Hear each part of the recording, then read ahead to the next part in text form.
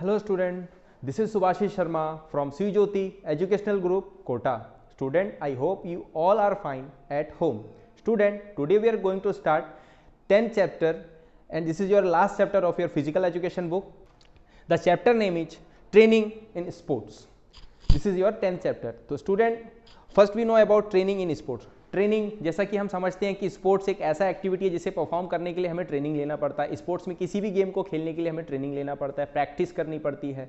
तो वो ट्रेनिंग में हमारे हेल्थ में, हमारे बॉडी में क्या क्या चीज़ को डेवलप चाहिए, किस किस वे में हमें डेवलपमेंट करना है, वो सारे बातों को हम समझेंगे, ठीक है। और इस ट्रेनिंग से बेनिफिट स्पोर्ट्स में क्या मिलता है, इन सब चीज़ों के ऊपर भी हम डिस्कस करेंगे। तो चलिए शुरू करते हैं। जैसा कि आज का हमारा पहला टॉपिक है definition of strength. Strength is defined as the amount of force a muscle can exert. It is the energy obtained by our muscles by which we are capable of doing any kind of work. Student, any kind of work का बात हो रहा है, मतलब किसी भी तरह का वर्क को करने के लिए, किसी भी तरह का काम को करने के लिए हमें मसल्स में स्ट्रेंथ की आवश्यकता पड़ती है, ज़रूरत होती है, रिक्वायरमेंट होती है।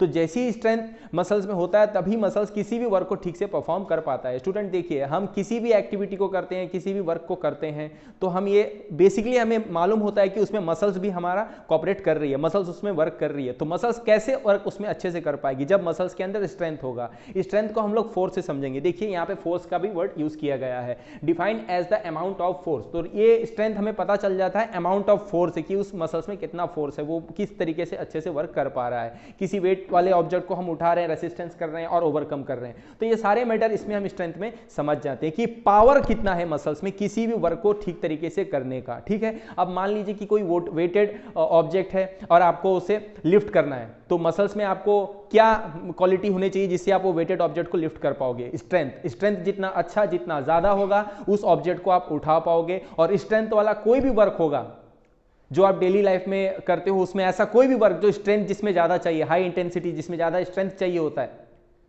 तो आप उस वर्क को ठीक तरीके से कर पाते हो। तो स्टूडेंट, हम ये भी समझेंगे कि स्ट्रेंथ किस वे में डेवलप होता है, किस तरीके से डेवलप होता है, ठीक है। तो सबसे पहले हम देख लेते हैं, तो बैरो McGee के अकॉर्डिंग क्या कहना है स्ट्रेंथ को लेकर। Strength is the capacity of the whole body और of any its parts of ex force.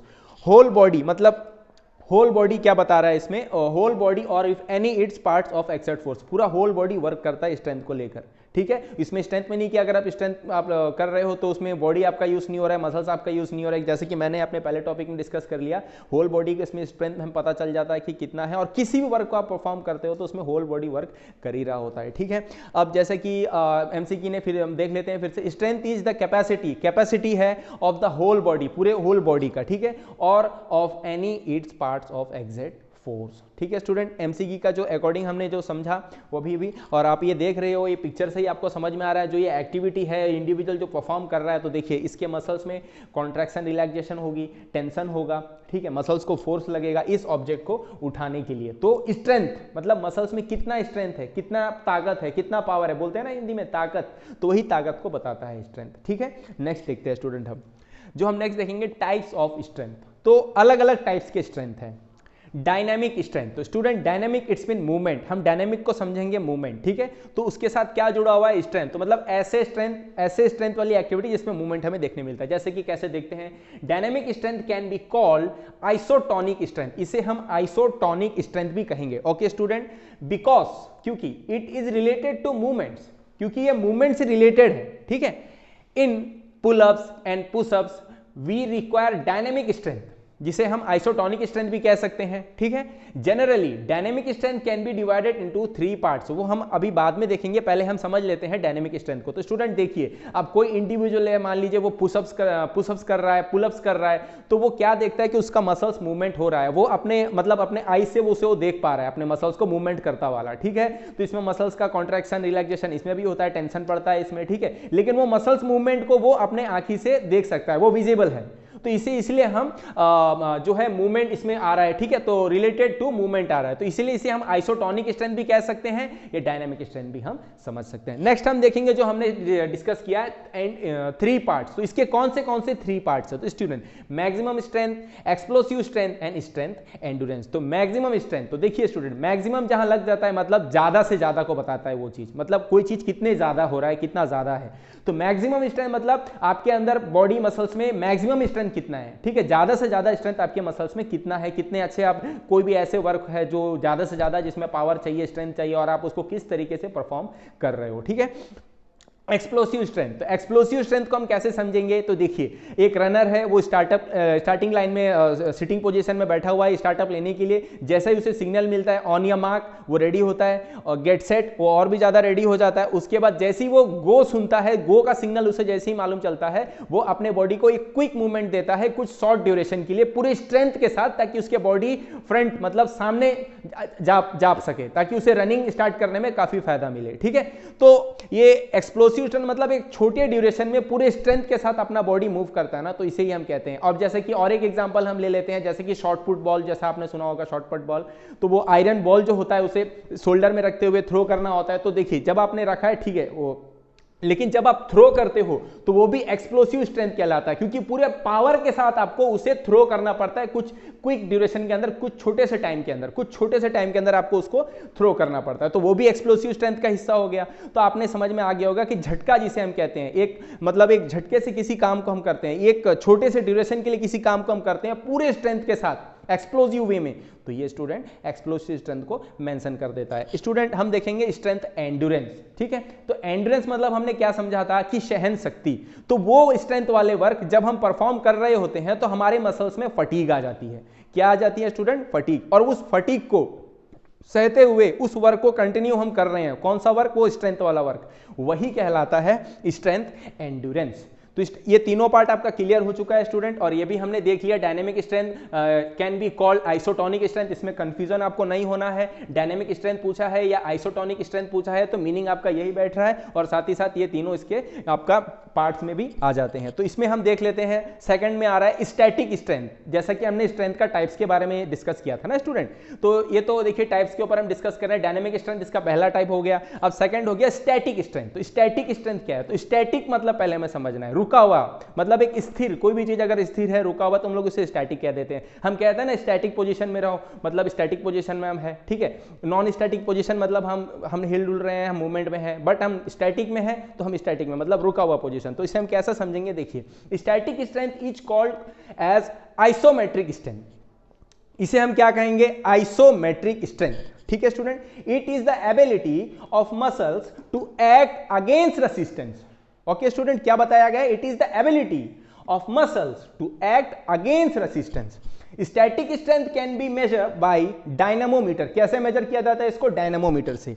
This type of strength is not seen directly, इसे डायरेक्टली हम सीन नहीं, मतलब देखिए इसमें हमने क्या था, इसमें हम लोग देख पा रहे थे कि मसल्स मूवमेंट किस तरीके से हो रहा है, बट इसमें हम नहीं देख पाएंगे कि मसल्स किस तरीके से मूवमेंट हो रहा है, ठीक है।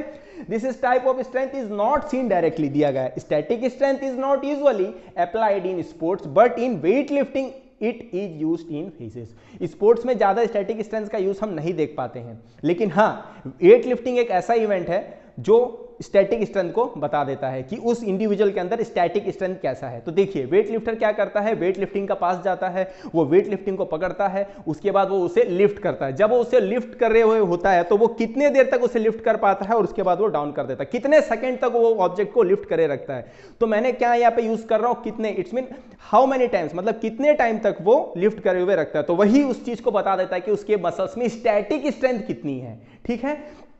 इसलिए यहां पे दिया हुआ है it is the ability of muscles to act against resistance, ठीक है स्टूडेंट। और वैसे एक और एग्जांपल ले रहे हैं, जैसे कि आपके सामने कोई वॉल है और वॉल को आप पुश करके खड़े हुए हो, और वॉल को आप पुश कर रहे हो ना, आप अपने मूवमेंट में आ रहे हो ना, वॉल मूवमेंट हो रहा है ना, वॉल आगे पीछे हो रहा है, तो उस जगह पे भी आपके मसल्स में स्टैटिक स्ट्रेंथ ही वर्क कर रहा होता है, ठीक है स्टूडेंट। हमने ये भी समझ लिया स्टैटिक स्ट्रेंथ। तो अब हम देख लेते हैं मेथड ऑफ इंप्रूविंग स्ट्रेंथ। अब हम क्या समझेंगे स्टूडेंट कि कौन से मेथड है जिससे स्ट्रेंथ को इंप्रूव किया जा सकता है, डेवलप किया जा सकता है, ठीक है। तो सबसे पहला क्या है? Isometric exercises. आइसोमेट्रिक एक्सरसाइजेस किस तरीके से होती है हम समझते हैं, चलिए।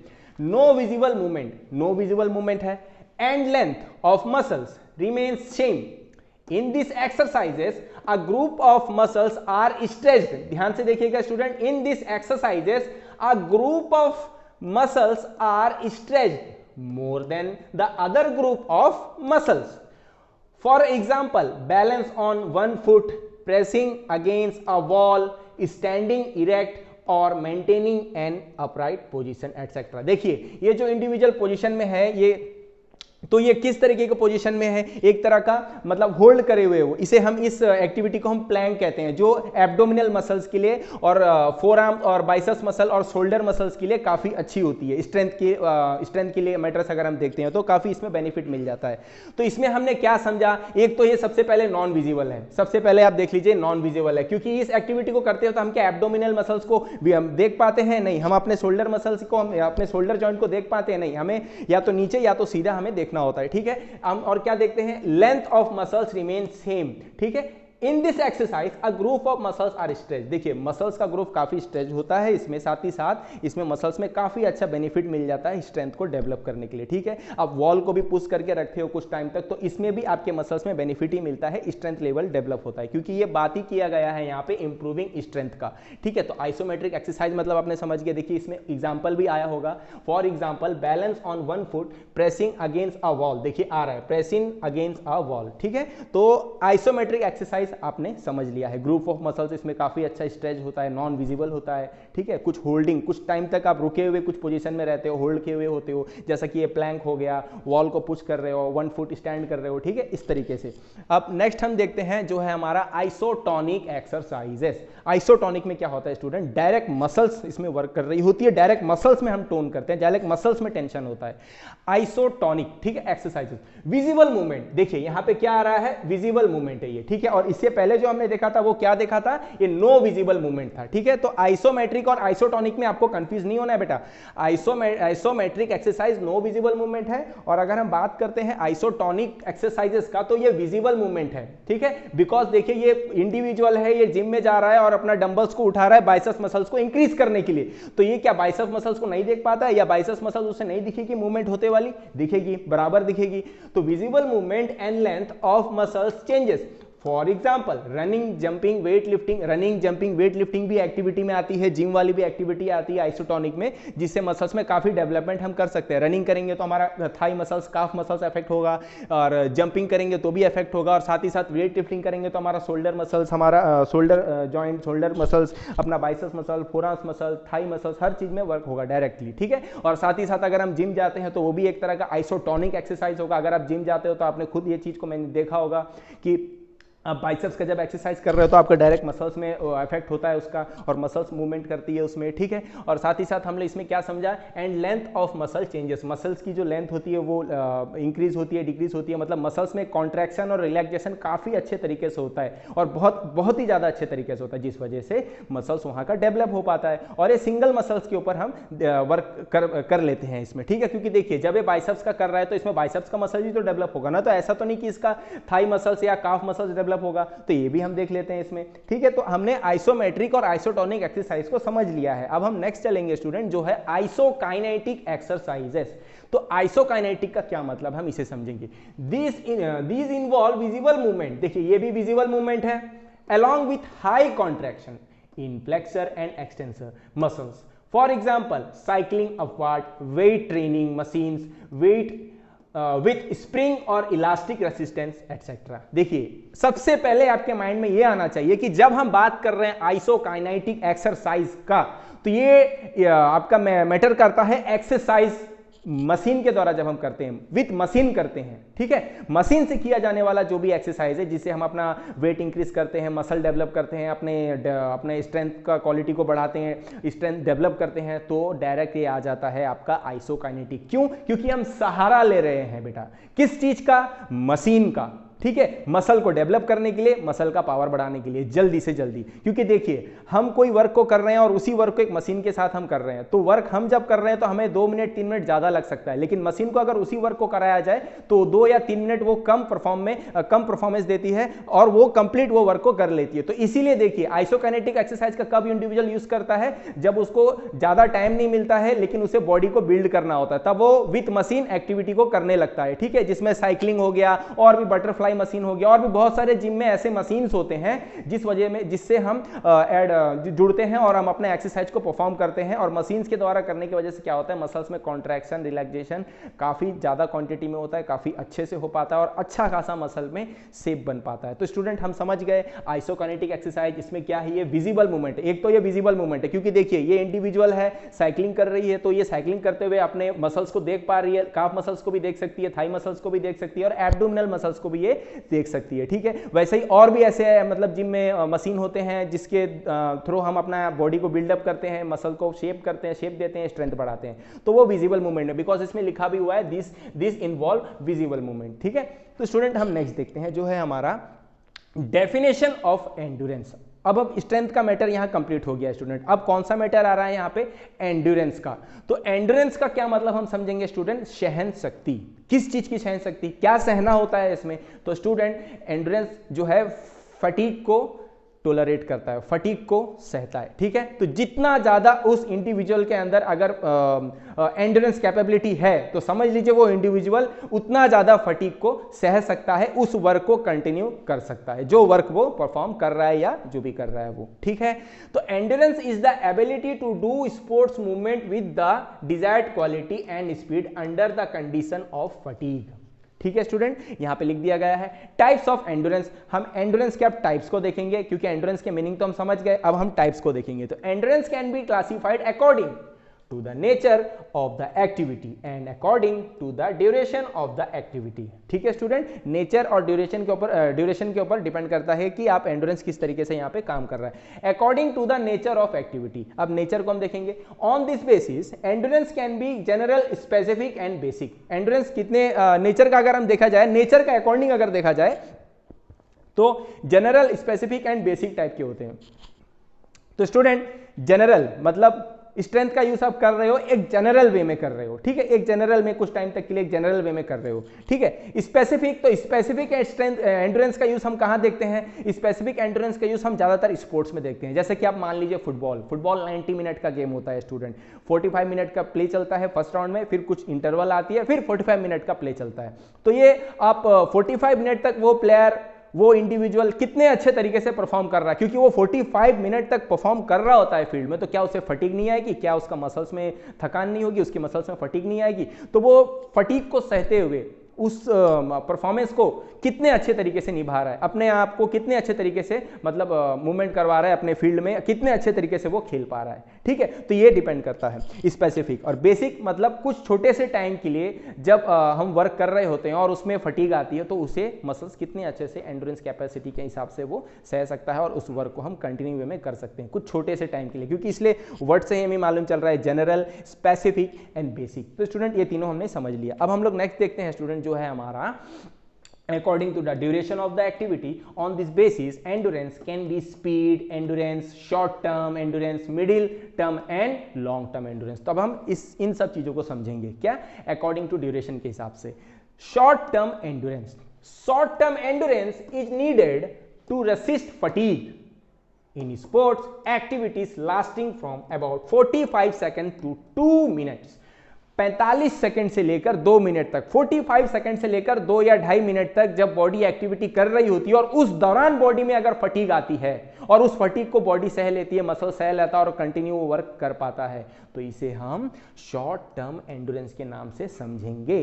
तो बेटा अब नेक्स्ट हम देखेंगे मिडिल टर्म एंड्योरेंस की। मिडिल टर्म एंड्योरेंस क्या है, तो हमें देखना क्या है ना, इसमें टाइम याद रखना है। मिडिल टर्म में क्या है, the middle term endurance is needed for such sports activities which last 1 to 11 minutes, 1 to 11 minutes। The event of 1500 meter race and steeplechase race by a runner is the most suitable example of middle term endurance। देखिए 1500 metre rates, इसमें 1.5 kilometre, 1.5 kilometre आप समझ सकते हो क्योंकि 1000 metre is equal to 1 kilometre, तो 1500 metre यहां दिया है, इसमें 1.5 किलोमीटर यानी आप 1.5 किलोमीटर ले लीजिए। अब 1.5 किलोमीटर जो इंडिविजुअल रनिंग करता है तो कम से कम उसे 11 मिनट या कम से कम 10-9 मिनट तो उसे लगेंगी उसमें, तो कम से कम अगर देखा जाए मिनिमम तो 7-7.5 मिनट तो उसमें लग ही जाता है। ठीक है, तो अगर फिर भी अगर वो धीरे धीरे भी भागता है, आराम से ही भी भागता है, रनिंग कर रहा है वो, तो कम से कम वो 10-11 मिनट को आप ले लीजिए। तो उस टाइम में जो उसे फटीग आती है और मसल्स उसे सहता है, तो इसे हम मिडिल टर्म एंड्योरेंस के नाम से समझेंगे। स्टूडेंट हम नेक्स्ट देखते हैं जो है हमारा speed endurance. Speed endurance is the ability to resist fatigue in activities lasting up to 45 seconds. देखिए स्पीड, अब स्पीड का जब बात आ रहा है स्टूडेंट तो हम क्या देखेंगे, इसमें हम 10 मिनट आधा घंटा का बात तो नहीं करेंगे ना, 10 मिनट या हाफ 30 मिनट का बात तो नहीं करेंगे ना, इसमें हम कम से कम ड्यूरेशन को देखेंगे, जैसे कि 45 सेकंड हो गया, 50 सेकंड हो गया, 30 सेकंड हो गया। तो मान लीजिए इंडिविजुअल है वो 100 मीटर का रेस को परफॉर्म कर रहा है या 200 मीटर का रेस को परफॉर्म कर रहा है, ठीक है, तो उसे 45 सेकंड लग सकती है। अगर 100 मीटर वो कवर कर रहा है तो 20 या 19 सेकंड उसे लग सकती है। बहुत कम देखा जाए, बहुत अच्छा एक डेवलप्ड एथलीट है तो उसे बहुत ज्यादा 13 या 12 सेकंड लग सकता है, ठीक है, तो वो उसके स्पीड के ऊपर डिपेंड होता है। तो स्टूडेंट बॉडी जब स्पीड में वर्क कर रही होती है, मसल्स जब स्पीड में वर्क कर रही होती है, तो क्या उसके बॉडी मसल्स में फटीग नहीं आएगी? फटीग जरूर आएगी। तब वो फटीग को स्पीड मूवमेंट में भी सहते हुए बॉडी उसका वर्क कर पा रहा है, मसल्स वर्क कर पा रहा है कंटिन्यू वे में, तो इसे हम स्पीड एंड्योरेंस के नाम से समझेंगे, स्पीड एंड्योरेंस हम इसे कहेंगे, ठीक है। नेक्स्ट एंड लास्ट क्या आ रहा है स्टूडेंट? Long term endurance. अब ये बात आ रही है लॉन्ग टर्म एंड्योरेंस की। Long term endurance is needed in such sports activities which last for more than 11 minutes. देखिए 11 या 11 से भी ज्यादा टाइम का यहां पे यूज हो रहा है, ठीक है। अब वो आपका 15 मिनट भी हो सकता है, 15 मिनट भी हो सकता है, 20 मिनट भी हो सकता है या उसका अबव भी हो सकता है, ठीक है। क्या दिया हुआ है? The sports activities such as 5000 metre, 10,000 metre cross country and marathon races require such type of endurance. देखिए 5000 metre it's mean 5 kilometre, 10,000 metre it's mean 10 kilometre. तो इतने लॉन्ग डिस्टेंस तक जब इंडिविजुअल परफॉर्म करता है तो भाई कॉमन सी बात है, इसमें फटीग आनी है उसकी मसल्स में, इसमें भी फटीग मैटर कर रहा है। जब इतना दूर तक वो इंडिविजुअल परफॉर्म करेगा, उसका बॉडी वर्क कर पा रहा है, वर्क कर रहा है, तो फटीग जनरल सी बात है कि फटीग उसमें क्रिएट होगा। उस फटीग को सहते हुए फिर उस टाइम उसके मसल्स उस वर्क को कितने टाइम तक अच्छे से ले जा पा रहा है, कर पा रहा है, ठीक है। तो ये हम समझ लेंगे लॉन्ग टर्म एंड्योरेंस की, कितना लंबा टाइम तक, कितने लॉन्ग ड्यूरेशन तक उसका एंड्योरेंस लेवल वर्क कर पा रहा है। तो स्टूडेंट हमने एंड्योरेंस को भी समझ लिया, तो चलिए अब हम देख लेते हैं मेथड टू डेवलप एंड्योरेंस की। वे कौन से मेथड हैं जिसे एंड्योरेंस को बढ़ाया जा सकता है, डेवलप किया जा सकता है, ठीक।